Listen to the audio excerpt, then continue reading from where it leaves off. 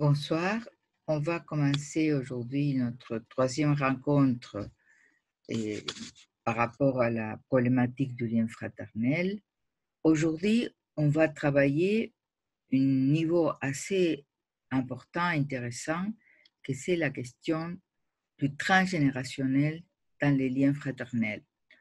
Pour resituer la problématique sur laquelle nous travaillons, pour comprendre la fratrie, il faut toujours comprendre la fratrie à l'intérieur de la famille, qui se caractérise par les liens de filiation, qui maintiennent des liens intergénérationnels, ça veut dire entre différentes générations actuelles, mais aussi qui comportent un autre niveau de lecture que c'est les liens transgénérationnels, ça fait l'héritage qu'on reçoit des ancêtres, l'héritage psychique qu'on reçoit des ancêtres.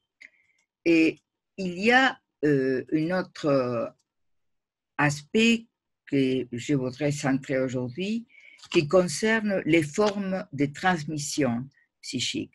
Et vous verrez dans ces tubes que j'ai représentés qu'il y a deux niveaux dans la transmission psychique. La transmission psychique, c'est inévitable. On transmet pas seulement si on veut ou on ne veut pas, parce qu'il y a un aspect de transmission intergénérationnelle, que c'est la transmission qu'on peut donner en parole, en rituel, en acte, etc. Mais il y a, c'est un niveau représentable, pensable, mais il y a un autre niveau qui n'est pas conscient et que c'est le niveau transgénérationnel dans lequel on n'a pas accès à la représentation. Ça veut dire qu'il y a des bribes, des souvenirs élémentaires qui se transmet entre les générations.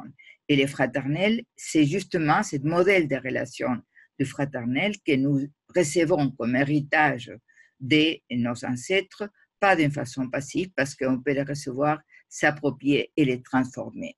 Il y a un autre aspect de la transmission psychique, que vous verrez, qui concerne justement ce niveau de la transmission intergénérationnelle. Ça veut dire que c'est un niveau de transmission qui donne étayage, qui donne un appui narcissique à la construction des sujets, mais qu'il y a aussi dans les fraternels un espace dans lequel tous les éléments de la négativité peuvent être accueillis à l'intérieur de ce lien et qui porte, comme tous les liens, des alliances, des ancêtres, des alliances inconscientes. Et vous verrez aussi que j'ai donné un exemple que je peux reprendre qui concerne la parentalité morte. Ça veut dire l'expérience traumatique dans laquelle les parents sont vivants, mais ils ne peuvent pas assumer la parentalité. Ça fait que l'enfant vit des expériences traumatiques d'abandon, etc. Et ces expériences, par exemple, d'abandon fraternel, dans lesquelles la fratrie s'unit pour pouvoir supporter, et c'est une expérience qui se transmet entre les générations quand il ne peut pas être élaboré. Il y a un autre aspect central du fraternel qui concerne la construction de la généalogie fraternelle. Ça veut dire que chaque fratrie partage une série d'expériences, de vécus qui vont être transmises et qui vont être aussi modifiées. Parce que la généalogie, c'est ce qu'on hérite, qui nous donne étayage, qui nous met en lien avec les gens, comme des frères et sœurs avec qui on a partagé une vie en commun, mais on a, chaque fratrie, la possibilité de transformer les légats de nos ancêtres. Et il y a, et pour finir, il faut prendre en compte que c'est l'histoire sociale et culturelle qui va organiser la transmission à partir des alliances inconscientes qui sont établies dans les fraternels, mais il y a aussi la propre génération, mais il y a la génération de nos parents, nos oncles, nos tantes, mais aussi tous les aïeux et tous les liens fraternels des ancêtres, toutes les expériences d'étayage aussi que la fratrie a apporté au long des générations.